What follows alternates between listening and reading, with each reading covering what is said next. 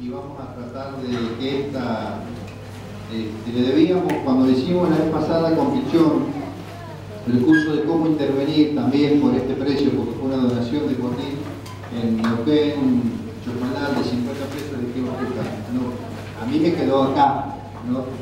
Lo que hacemos en Neuquén lo hacemos en chocolate, así que ya sabemos que ustedes piensan que no hay nada más fabuloso que un curso que valga 50 pesos y entregue 100 horas.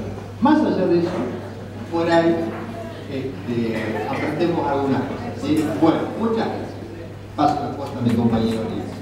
¿Ahí se escucha bien?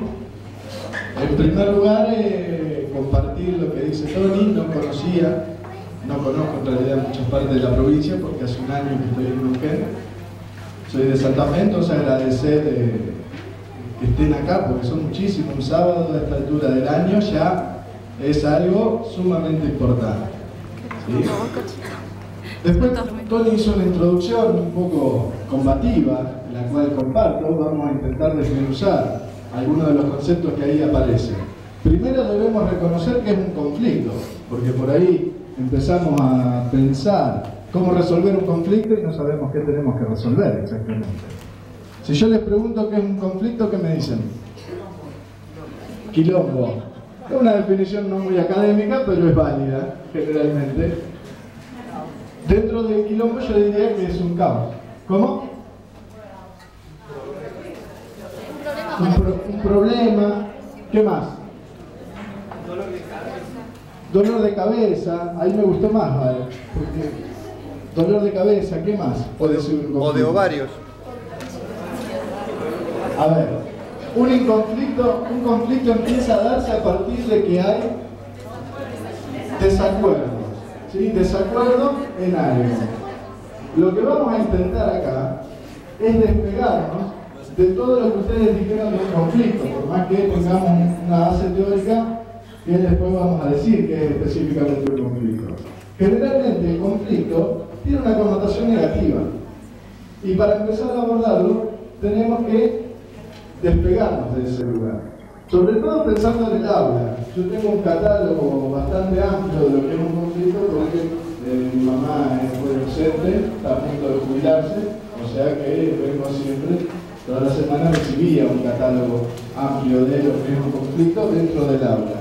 Igual me gustaría retomar en el marco en el que se dan los conflictos dentro del aula, o por qué son importantes los conflictos dentro del aula. De un tiempo a esta parte, por diferentes políticas, diferentes creencias, valores y otras perversidades que genera el sistema en el que estamos, se ha intentado desprestigiar todo lo público. Y dentro de lo público, sobre todo la escuela. ¿Sí? Así todo, con ese esfuerzo que se ha intentado hacer, a partir de algunos intereses particulares, la escuela sigue siendo el único lugar que es respetado y en el cual se puede generar un cambio positivo. O sea, se van a encontrar con agresiones, a veces no explícitas, que van a tener que resistir, porque la escuela sigue siendo, a pesar de lo que nos quieran hacer creer, el único lugar de cambio. ¿Por qué empieza a verse la escuela como un lugar de conflicto? Se trasladan conflictos que son absolutamente sociales. Si hacemos un recorrido de los programas más vistos, Gran Hermano, no sé, Popstar, no sé si Popstar, o todos, ¿cuál es la mecánica de todo esto?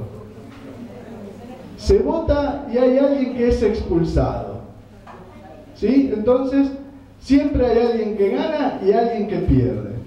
Efectivamente, eso se transmite al ámbito escolar. ¿Cuándo se hacen visibles los conflictos en el ámbito escolar? A partir de que, por ejemplo, el hecho de Carmen de Patagones, cuando Junior entra al colegio y dispara contra 3 compañeros, o contra más, son 3 los que mueren. ¿Recuerdan ese hecho? Año 2004. En ese momento yo estaba haciendo una residencia en una escuela de Rosario. A partir de ese hecho sale una ley donde se crea la necesidad de un acompañamiento psicológico dentro del aula y ahí me dicen, bueno, quédate y empezamos a trabajar. Con el tiempo uno va pensando, porque además salieron muchos profesionales intentando explicar la conducta de Junior a partir de escuchar Marilyn Manson o vestirse de negro. No son factores determinantes, ni mucho menos. Lo que pasó con Junior y lo que pasa generalmente dentro del colegio es la entidad que yo le decía, que la escuela sigue siendo el último lugar de cambio. Porque que Junior haya disparado dentro de la escuela y no en el barrio ni en la casa, es porque sintió que es el único lugar donde podía ser observado. Y así los chicos, cuando van y tienen alguna conducta disruptiva, lo hacen porque necesitan la atención de la escuela, ¿sí? O sea, la importancia del colegio es absolutamente indiscutible, ¿sí? Por eso debemos apropiarnos del espacio escolar y de saber que tenemos la posibilidad de generar un cambio. A veces ese cambio no lo vamos a ver inmediato, pero sí debemos trabajar con eso, con el lugar que ocupa la escuela en la sociedad y la importancia que eso tiene. Y agregándole a esto del conflicto, también cómo vivimos generalmente. Vivimos en una sociedad no solamente conflictiva, donde se desacredita al otro, sino que tenemos un problema con la felicidad. No sé si les ha pasado, no sé cómo será en la zona, espero que no, pero a mí me ha tocado encontrarme con muchas personas que cuando al otro le va bien, sienten como que pierden algo, como que le están robando algo que es propio. ¿Pasa o no pasa? Es envidia, pero yo, para no quedar con los pecados capitales y nada religioso, pero es lo de la envidia, pero en realidad uno no lo plantea como envidia.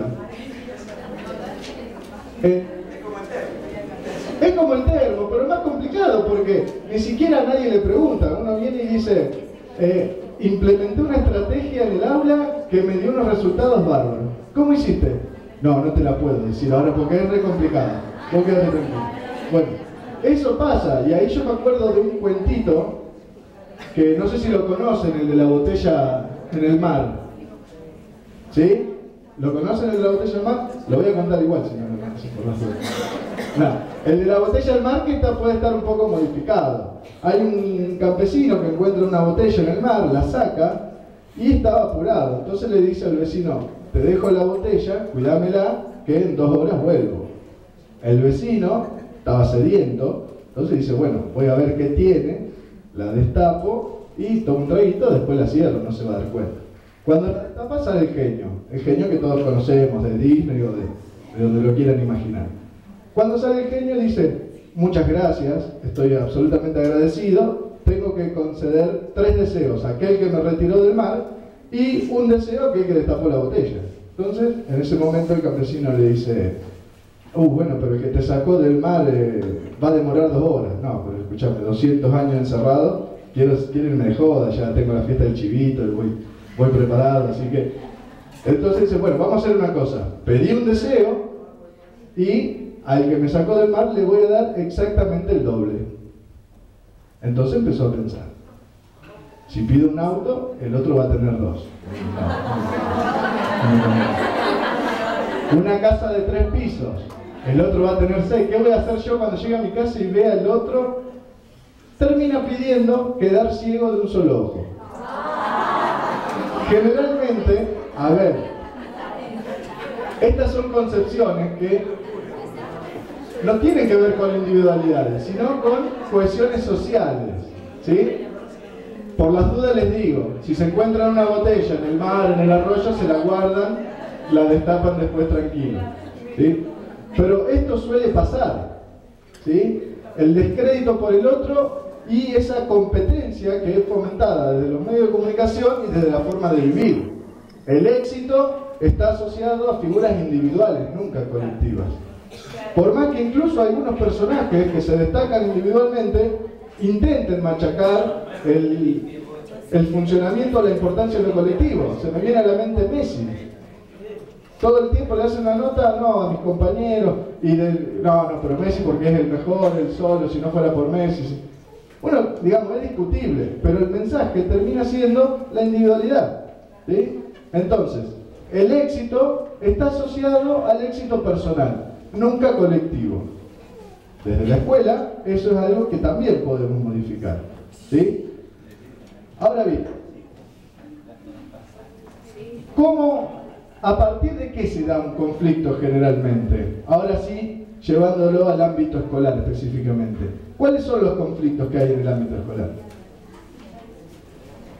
¿Entre quién?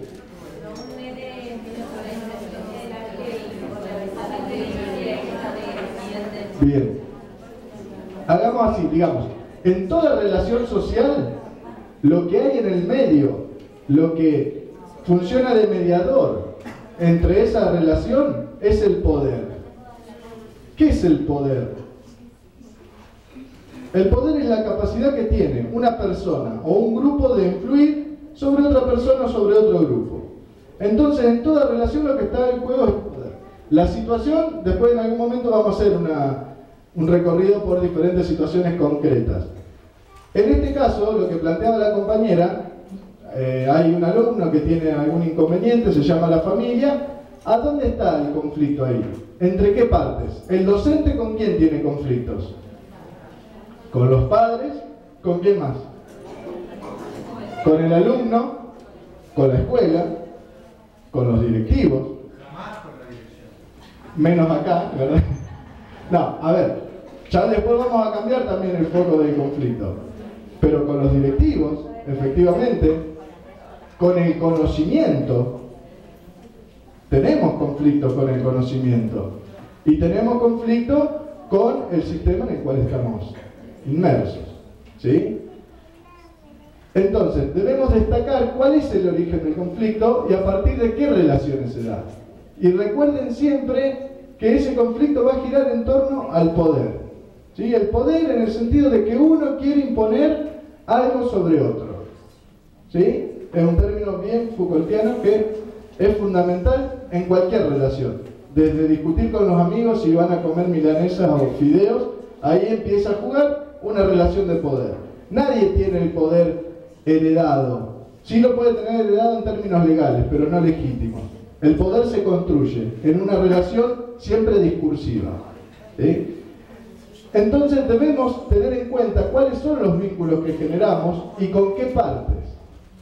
¿Sí? Y en el marco de qué relación de poder se dan cada uno de esos vínculos. Si lo agrupamos en cuatro grandes clasificaciones, vamos a decir que el primer conflicto es intrapersonal. O sea, el conflicto que tenemos con nosotros mismos.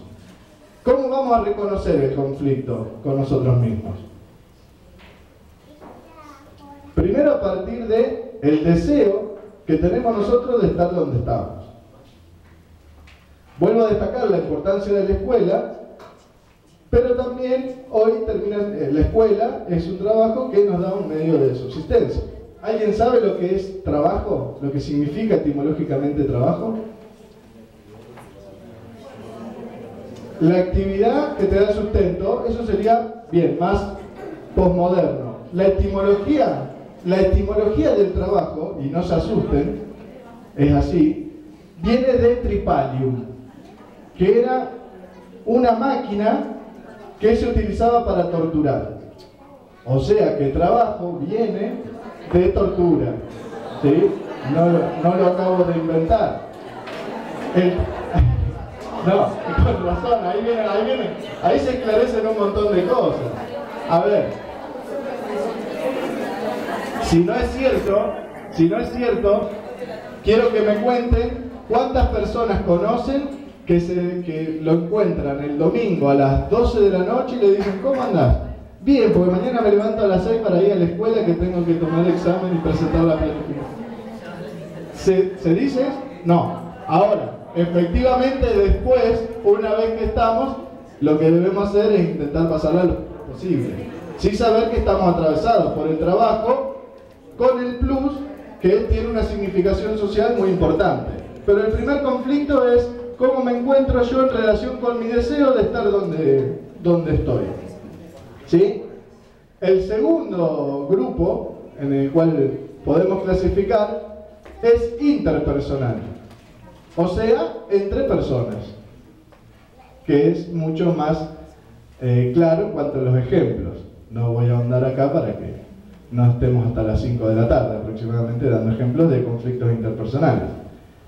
Luego tenemos conflictos intragrupales, o sea, al interior del grupo. ¿Sí? Después vamos a ver cómo lo vamos abordando. ¿Sí?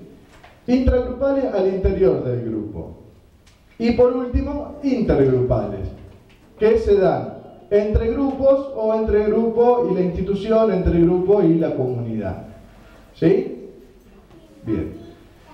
Si tenemos que dar una definición exhaustiva o correcta de lo que es un conflicto, vamos a decir que en primer lugar necesita de dos o más partes, las cuales trabajan en interdependencia, o sea, tienen algún tipo de relación que hace depender una de otra.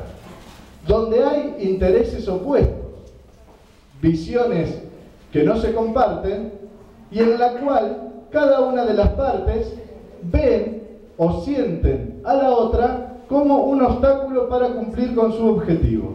¿Sí? Entonces no solamente hay un conflicto de intereses, sino que observo y veo que la otra parte es un obstáculo para cumplir con mi meta. ¿Sí? 10 puntos. Tiene un 10, acá anotamos ahora. Está aprobado. Hasta ahora el 99,9 no. No, estamos complicados. Bien. A ver, a partir de esa definición de conflicto, lo que yo les decía anteriormente, lo que hay que cambiar es la connotación negativa. Porque el conflicto es inherente a la especie humana. ¿Sí? Ni hablar que también es inherente a la educación y a las organizaciones educativas. Entonces, lo primero que debemos hacer es plantear el conflicto como neutro. El conflicto en sí, la oposición de intereses, no es ni buena ni mala. En realidad, lo que debemos hacer es intentar guiar el conflicto siempre para que sea productor de algo nuevo y que eso nuevo sea positivo. Hay conflictos que son funcionales y conflictos que son disfuncionales. ¿Cuándo un conflicto es disfuncional? Cuando no funciona nada, pero no porque se hace algo, sino porque el conflicto traba, obstaculiza el desarrollo del grupo o de la tarea. ¿Sí? ¿Cuándo el conflicto es funcional? Cuando colabora para cumplir el objetivo. A ver, vamos a ejemplificarlo. Si hay dos médicos que tienen que operar a partir de cierta patología, si cada uno dice, yo voy a usar serrucho y el otro bisturí, no se ponen de acuerdo, imaginemos que tenía más poder en ese momento el que utiliza serrucho. Va a ser complicado.